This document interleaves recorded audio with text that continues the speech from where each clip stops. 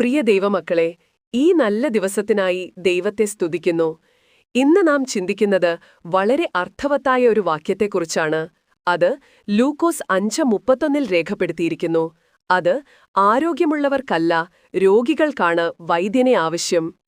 ഈ വാക്കുകൾ ലോകത്തിന്റെ മഹാവൈദ്യനായ യേശുക്രിസ്തുവിൻ്റേതാണ്. ഈ ലോകത്തിൽ നമുക്ക് പലതരം രോഗങ്ങളുണ്ട്, ശാരീരിക രോഗങ്ങളുണ്ട്. എന്നാൽ അതിനേക്കാൾ ഉപരിയായി ആത്മാവിനെ തളർത്തുന്ന പാപത്തിന്റെ രോഗമുണ്ട്.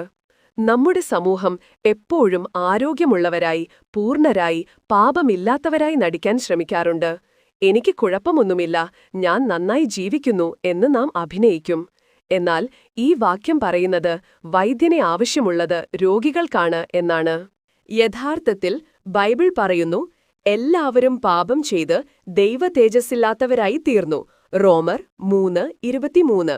നാം ഓരോരുത്തരും പാപത്താൽ രോഗികളാണ്.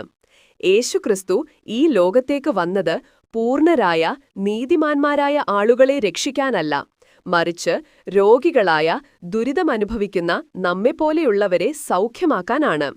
യേശുക്രിസ്തു എവിടെയെല്ലാം ചെന്നോ അവിടെയെല്ലാം രോഗികൾ സൗഖ്യം പ്രാപിച്ചു.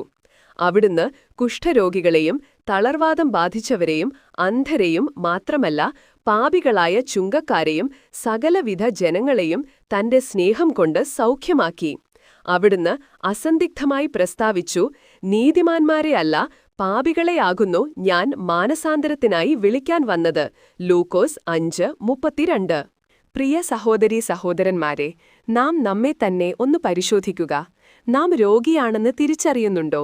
നമ്മുടെ ആത്മാവിനെ ബാധിച്ച പാപത്തിന്റെ അസുഖം നമുക്ക് തിരിച്ചറിയാൻ കഴിയുന്നുണ്ടോ? നിങ്ങളുടെ ജീവിതത്തിൽ നിങ്ങൾക്കൊരു മാറ്റം ആവശ്യമുണ്ടെങ്കിൽ, നിങ്ങളുടെ ഹൃദയത്തിൽ സമാധാനമില്ലെങ്കിൽ, നിങ്ങൾ രോഗിയാണ്. നമ്മുടെ മഹാവൈദ്യൻ ഇന്നും സജീവമാണ്. എന്റെ അടുക്കൽ വരുന്നവനെ ഞാൻ ഒരു നാളും പുറംതള്ളുകയില്ല. യോഹന്നാൻ 6:37.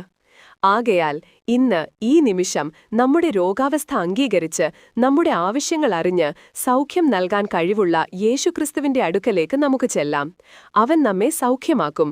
അവൻ നമ്മെ ശുദ്ധീകരിക്കും. ദൈവം നമ്മെ അനുഗ്രഹിക്കട്ടെ.